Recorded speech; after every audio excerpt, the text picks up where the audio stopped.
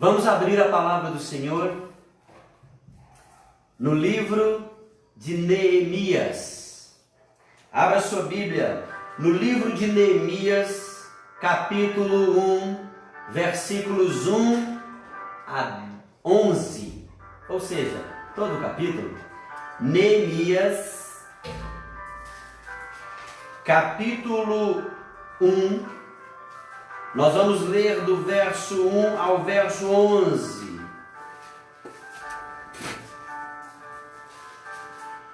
Uma palavra de Deus para o nosso coração neste momento. Diz assim a palavra de Deus: as palavras de Neemias, filho de Racalias, no mês de Quisleu, no ano 20º, estando eu na cidadela de Suzã, veio Hanani, um dos meus irmãos, com alguns de Judá. Então lhes perguntei pelos judeus que escaparam e que não foram levados para o exílio e acerca de Jerusalém. Disseram-me: os restantes que não foram levados para o exílio e se acham lá na província estão em grande miséria. Estão em grande miséria e desprezo. Os muros de Jerusalém estão derribados, as suas portas queimadas. Versículo 4. Tendo eu ouvido estas palavras, assentei-me e chorei e lamentei por alguns dias.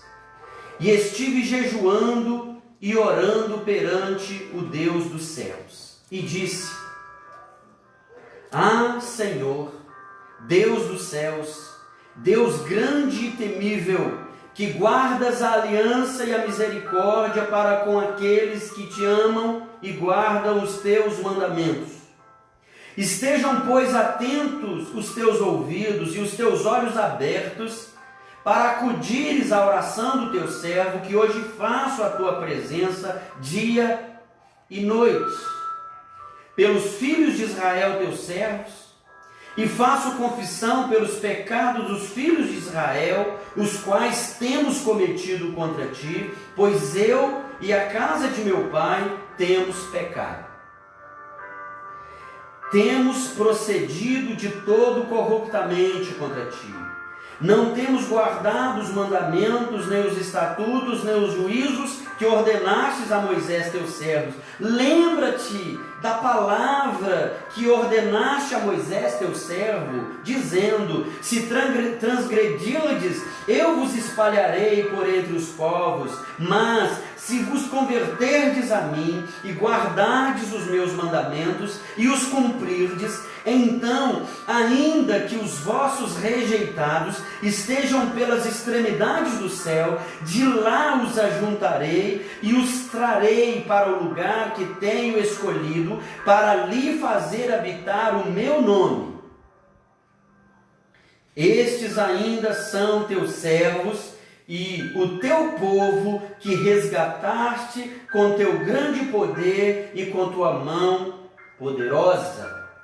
Ah, Senhor, estejam, pois, atentos os teus ouvidos à oração do teu servo e a dos teus servos que se agradam de temer o teu nome. Concede que seja bem-sucedido hoje o teu servo e dá-lhe mercê perante este homem. Nesse tempo, termina aqui o capítulo 1, eu era copeiro do rei, disse Neemias. Nós vamos pensar rapidamente aqui nesse texto, e eu te convido a fazer isso, porque é um texto maravilhoso da palavra de Deus. E é um texto também muito importante e oportuno para nós, porque é um chamamento de Deus a nós, um chamamento de Deus a nós como povo brasileiro à oração, como igreja de Deus em solo brasileiro, a vivermos no poder da oração, a orarmos e agirmos a tomarmos atitude, posturas, mas a primeira delas precisa ser a oração. É interessante que Neemias, ele é conhecido por ser um grande líder nesse tempo de reconstrução de Jerusalém, depois do exílio. Jerusalém ficou totalmente destruída. Neemias então é levantado por Deus e ele se mostra um grande líder, um homem com a capacidade dada por Deus para agir na hora do sofrimento da nação. Talvez você pense aí: pastor, mas eu não sou líder de nada. Essa palavra aí, ela é boa para o senhor que é pastor, para os líderes aí, a pastorada, os governantes, porque assim que Neemias foi usado, como um grande líder. Mas eu preciso te lembrar uma coisa. Tem uma frase que eu li, e ela é uma frase antiga até, que diz assim: o homem, quando governa sobre si mesmo, naturalmente se torna um líder. Ou seja, a maior tarefa minha e sua, nossa como seres humanos, é sermos líderes de nós mesmos. Nós temos um tempo para a gente administrar, nós temos a nossa família, as nossas responsabilidades em casa, seja você uma criança, um jovem, um adolescente, um homem, uma mulher, você tem suas responsabilidades, você tem o seu ambiente ali, o seu quarto, o seu armário, suas gavetas, seus guarda-roupas, você tem o seu cantinho, as suas coisas, e se você não souber liderar aquilo que está em suas mãos, e mais, se você não souber se liderar com autodisciplina, com uma inteligência emocional para você saber agir como convém, liderando as suas emoções, as suas reações, suas atitudes, suas palavras, o que será da sua vida e da vida daqueles que estão convivendo com você, se você for uma pessoa inconsequente, destrambelhada, largada, sem o mínimo de disciplina pessoal e de liderança pessoal? Neemias é um grande exemplo de liderança debaixo da dependência de Deus. A ênfase não é a pessoa de Neemias, mas a dependência que ele demonstra ter de Deus. No livro todo você vai perceber o quanto Neemias orava, buscava sabedoria, falava, tomava decisões, reunia, orientava o povo, mas tudo ele fazia debaixo de oração, de busca diante de Deus. Olhemos então para o texto rapidamente. Podemos dividir esse texto em 3 partes, esse capítulo em 3 partes, sendo que a primeira, os versos 1, 2, 3, é a informação, uma informação da realidade, nós poderemos até acrescentar uma informação da dura realidade. O versículo 4 seria uma segunda divisão, uma reação diante de uma dura realidade. Qual foi a reação de Neemias quando ele teve a informação do que era o que estava acontecendo em Jerusalém? E assim, dos versos 5 ao 11, a oração diante da dura realidade. Vamos ler rapidinho aqui os versos iniciais. Neemias, então, ele recebe Hanani, que é um de seus irmãos. Ele não vem sozinho, ele vem com alguns de Judá. Eu disse que nós vamos ler, mas nós já lemos. Vamos olhar aqui para o texto que a gente já leu. Ele não vem sozinho, ele vem com alguns de Judá. E é interessante que Neemias pergunta para Hanani, o seu irmão, e para aqueles que estão com ele. E qual é a pergunta? Como estão os judeus? Diz, como estão aqueles que escaparam, aqueles que não foram levados para o exílio? Como estão? E Jerusalém, como está? Olha só, ele perguntou, conta para mim, diz para mim aí a realidade, conta o que está acontecendo. Então, a resposta deles foi, os restantes que não foram levados para o exílio e se acham ainda lá na província, estão em grande miséria e desprezo. Os muros de Jerusalém estão derribados e as suas portas estão queimadas. Olha, a realidade bateu a porta de Neemias. Quem mandou ele perguntar, né? Alguém pode dizer, mas as perguntas são importantes. Mas não adianta perguntar se a gente não quer ouvir. Não adianta a gente perguntar se a gente não está disposto a ouvir. Quantas vezes nós fazemos perguntas, mas não queremos ouvir a resposta. E as pessoas respondem, passa um tempo, a gente pergunta a mesma coisa. E as pessoas respondem a mesma coisa. Passa mais um tempo, a gente pergunta a mesma coisa. Ou seja, e nenhuma das vezes fez diferença a resposta. A gente não atentou para aquilo que foi a resposta. E a propósito, tem gente que vive fora da realidade. Tem gente que parece que não quer saber da notícia real. Não quer ter um contato com a dura realidade. E a verdade, muitas vezes é dura, mas a verdade, ela liberta.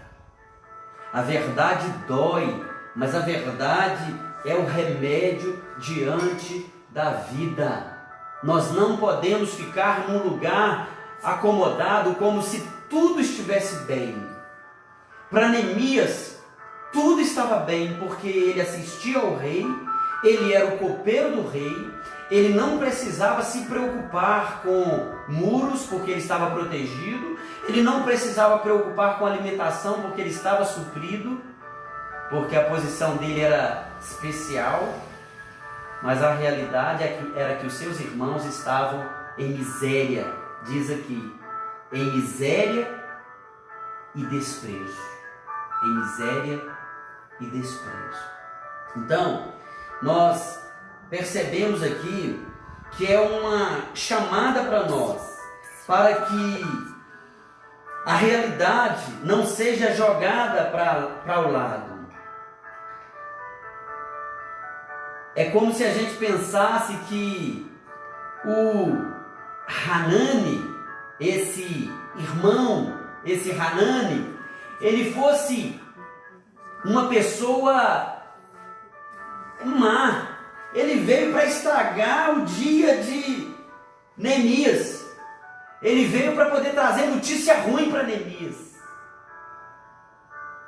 Ele veio para dar a real. Neemias, é assim, assim e assim. Essa é a realidade, Neemias. É isso que eu tenho para dizer para você. Diante da realidade, qual é a nossa reação? Olha o versículo 4. Após ouvir então o relato de Hanani, seu irmão, e daqueles que com ele estavam de Judá, versículo 4, tendo ouvido estas palavras, assentei-me e chorei e lamentei por alguns dias e estive jejuando e orando perante o Deus dos céus. 5 atitudes de Neemias para a gente aprender. Assentei, chorei, lamentei, orei e jejuei. 5 atitudes de Neemias. Nós podemos transitar sobre cada uma delas, mas nós não podemos permanecer, a não ser no jejum e na oração, porque a palavra de Deus nos manda orar sem cessar, perseverarmos na oração, jejuarmos em todo o tempo, diz a palavra de Deus. Mas nós não podemos, ao ouvirmos a realidade, a dura realidade, nós podemos chorar, nós podemos nos assentar, nós podemos lamentar, mas nós não podemos permanecer assentados, chorando e lamentando. As reações que Neemias teve, as que nós podemos e devemos perseverar, é exatamente a oração e o jejum, e isso é coerente na vida de Neemias, como eu disse, durante todo o livro, em outros capítulos, nós vemos o quanto Neemias era um homem de oração, o quanto ele vivia na dependência de Deus. Agora, pensa aqui um pouquinho comigo. Quantas vezes nós somos tomados pela realidade do bairro, da cidade, do estado, do nosso país, das nações do mundo? Quantas vezes nós nos tomamos de tensão, de lamento, de choro? Quantas vezes nós nos entregamos a um abatimento de alma, ao percebermos que aquelas notícias que ontem eram tão longe, era lá na China, era lá na Itália, era lá na Espanha, nos Estados Unidos, elas já estão chegando sobre a nossa terra, e não apenas sobre o Brasil, São Paulo, o Rio, mas sobre Minas Gerais, e não apenas sobre o nosso estado, mas sobre a nossa cidade, sobre o nosso bairro, sobre a UPA pertinho das nossas casas.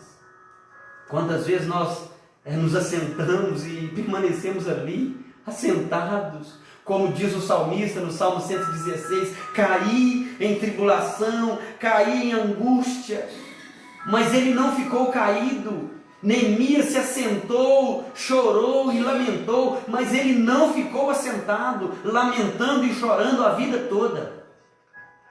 O salmista não ficou quedado em suas tristezas de alma. Ele se ergueu e clamou ao Senhor: ó Senhor, livra minha alma, livra minha alma. A oração, meus irmãos, é uma arma poderosa que Deus mesmo nos providenciou como um meio de fortalecimento da nossa vida, porque nós estamos em contato com um Deus que pode todas as coisas, um Deus que não rejeita a oração, um Deus que escuta quando clamamos por socorro. Lembra de Davi no Salmo 40? Um Deus que atende o clamor do justo, clamou esse aflito e o Senhor o ouviu e o Senhor o livrou. Perto está o Senhor dos que têm o coração quebrantado, livra-os de espírito contrito. Deus, Ele ouve as orações, Deus não rejeita a oração, mas nós precisamos orar, precisamos sair do quarto escuro da tristeza, do choro, do lamento. Precisamos pôr roupas alegres, acordar de manhã e ver o sol nascendo lindo, mostrando que Deus continua ministrando sobre nós a sua misericórdia. As misericórdias do Senhor se renovam a cada manhã, independente de vírus, de Covid, de corona, independente de enfermidades, independente da realidade dura, das notícias assustadoras, alarmantes, independente do que está por trás das notícias. Aqueles que vêm trazendo as notícias já com um viés, já com uma intenção de causar histeria, pânico, nós não sabemos, não podemos afirmar isso ou aquilo, mas podemos falar com Deus: ah, Senhor, tenha misericórdia, Tu que sondas e conheces o coração de cada líder desse mundo, Tu que sabes, ó Pai, o que está sendo tramado, ó Deus, nas reuniões, às escondidas, nas reuniões secretas. Nós temos as notícias de muitas reuniões que são decisões tomadas, às quais nenhum de nós temos acesso. Mas Deus conhece e Deus vê todas as coisas, e nós precisamos orar. Não é pecado lamentar, Neemias lamentou. Não é pecado chorar, Neemias chorou. Não é pecado nos quedar, nos assentar como se estivéssemos nos entregando, mas é como se nós não estamos nos entregando.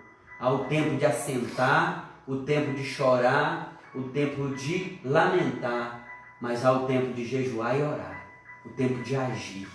E você vê então na vida de Neemias essas referências a nós, esse chamamento de Deus a cada um de nós. A terceira parte então desse capítulo tão lindo mostra o conteúdo da oração de Neemias. Conteúdo da oração de Neemias. Neemias mostra na sua oração que ele conhecia a Deus. O conteúdo da nossa oração tem que ser com discernimento, com sabedoria, com conhecimento da palavra, para a gente não orar de forma vã, de forma leviana, para a gente não orar de forma egoísta, inadequada, impensada, materialista. A nossa oração precisa ter o conteúdo do conhecimento de Deus. E nessa oração que nós lemos aqui no início, Neemias mostra que ele conhecia a Deus. Ah, Senhor, Deus dos céus. Ele começa assim a sua oração. Ah, Senhor, Deus dos céus, Deus grande e temível. Como ele sabia que era o Deus dos céus, que era o Deus grande e temível. Olha a sequência da oração. Deus que guarda a aliança, a misericórdia para com aqueles que te amam e guardam os teus mandamentos. Neemias conhecia Deus. No final do versículo 7 ele diz: ordenastes os teus juízos a Moisés, teu servo. No início do versículo 8, lembra-te da palavra que ordenastes a Moisés, teu servo, dizendo. Ele conhecia Deus, ele conhecia a palavra de Deus, ele conhecia as ordenanças de Deus, ele conhecia os mandamentos de Deus, ele conhecia os juízos de Deus. É por isso que a oração de Neemias é um paradigma, é um exemplo, é um modelo para mim e para você, para a gente aprender a orar. Senão nós vamos cair no erro daquele fariseu que estava lá numa reunião de oração. Foi lá em Sabará, não. Foi lá numa sinagoga. Mas bem que poderia ser na nossa cidade. Porque eles estão em toda parte, orando de si para si mesmo. Já viu lá em Lucas 18? Que coisa é essa? Como que a gente vai orar de nós para nós mesmos? Quem não tem conhecimento de Deus, quem não tem experiência com Deus, quem não tem vida com Deus, quem não tem intimidade com Deus, vai orar de si para si mesmo. Neemias não, ele diz: lembra-te da palavra que ordenaste a teu servo Moisés, dizendo: se transgredirdes, eu vos espalharei por entre os povos. Olha só, Neemias conhece a Deus, Neemias conhecia o Senhor. As nossas orações precisam também dessa certeza e dessa convicção. Nós lembramos da experiência de Jó, quando ele, passando também por uma dura realidade, sofrimento, enfermidade, chagas e úlceras, tomando seu corpo, ele diz assim: eu sei que o meu Redentor vive. Jó 19, 25. Eu sei que o meu Redentor vive e se levantará. A convicção de Jó, meus irmãos. Lembra de Paulo escrevendo ao seu filho Timóteo? Eu sei em quem tenho crido, estou bem certo que Ele é poderoso para guardar o meu tesouro, o meu depósito até o dia final. 2 Timóteo capítulo 1, versículo 12. O salmista no Salmo 121 diz: eleva os olhos para os montes, de onde me virá o socorro? O meu socorro vem do Senhor, que fez os céus e a terra. Ele sabia quem era o Senhor. Ele não permitirá que os teus pés vacilem. Ele não dormitará. Ele guardará a tua saída, a tua chegada, a sua entrada. Ele guardará a tua alma. De dia não te molestará o sol, nem de noite a lua, porque ele conhecia o Senhor. O socorro vem do Senhor. Que Senhor? O que criou os céus e a terra, inclusive os montes. Inclusive os montes. Precisamos conhecer a Deus de verdade. Precisamos conhecer a Deus de verdade.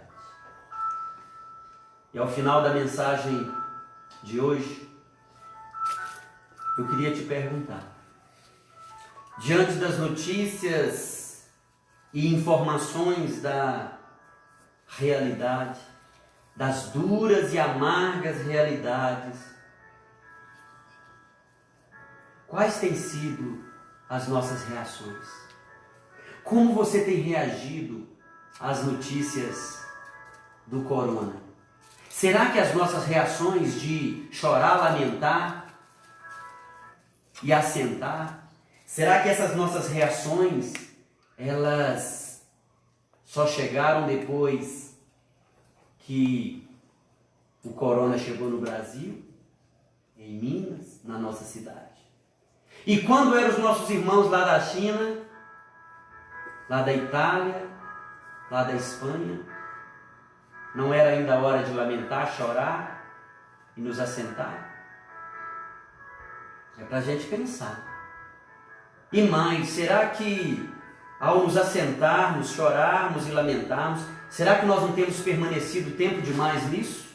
Será que não é hora, e Deus tem que usar um ministro da saúde, um médico, para dizer, desliga um pouco a televisão? Não é para você se desligar da realidade, é porque nós já estamos impactados pela realidade. Nós não precisamos, todos nós já sabemos exatamente até que formato que tem o tal do coronga. Tem gente que falou que ele parece com a mamona. Nós sabemos até quantas perninhas, quantos espetinhos tem. De tanto que a gente está sabendo desse tal de vírus. É hora da gente parar, levantar desse lugar de choro e lamento e buscar o Senhor. E essa é a segunda pergunta. Qual tem sido o conteúdo das suas orações, das nossas orações, da minha oração?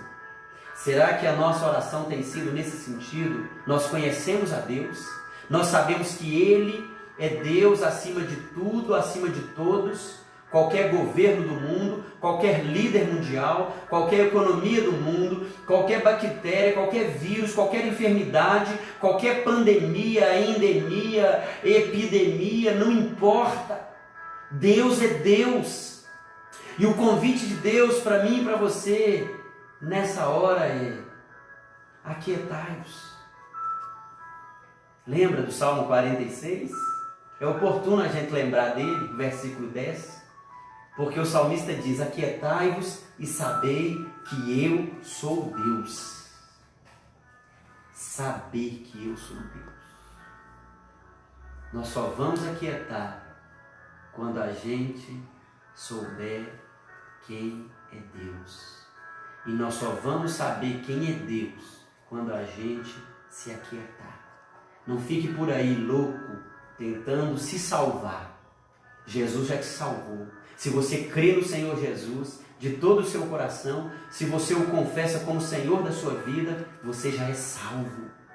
Não fique por aí tentando se salvar e tentando salvar a sua casa. Salve-se quem puder, não. Ore, clame a Deus, busque a face do Senhor, clame ao Senhor. É isso que Neemias diz na sua oração. Ah, Senhor, Tu és o Deus da aliança, o Senhor é o Deus de Moisés, o Senhor é o Deus de Abraão, de Isaac e de Jacó. Ah, Senhor, estejam, pois, atentos os teus ouvidos à oração do teu servo e a dos teus servos que se agradam de temer o teu nome. Que se agradam de temer o seu nome. Nisso está o seu agrado? Em temer o nome do Senhor? Vamos orar? Eu te convido a orar mais uma vez e pedir a Deus que aplique essa palavra aos nossos corações. Aplique essa palavra ao seu coração.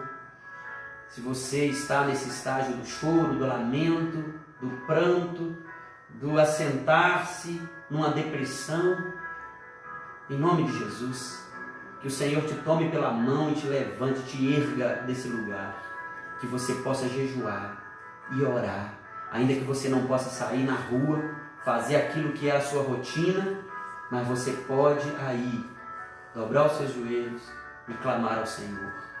Não deixe de fazer isso. Não deixe de ser um líder, o líder da sua vida espiritual.